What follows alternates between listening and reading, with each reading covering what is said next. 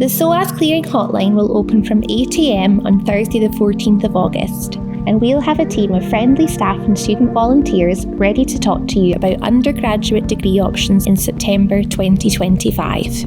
When you call the hotline, you'll be asked some questions about your programme or subjects of interest and your confirmed Level 3 results in order to check if you meet the requirements for any of our programmes with remaining spaces. It's important that you have information about your high school qualifications you've achieved easily accessible, as well as your UCAS ID number if you have one, to make sure that we can help you as quickly as possible on the hotline. If you're a match for your chosen programme based on your grades, our hotline team will then guide you through some additional questions to capture all of the information needed to process your clearing application.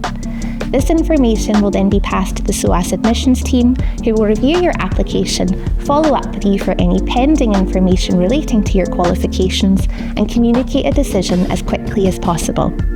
As any follow-up communication with SOAS will be by email, it's really important to pay careful attention to the email address that you provide to the hotline team and make sure there are no mistakes to avoid any delays. The best place to head for more information is the SOAS website.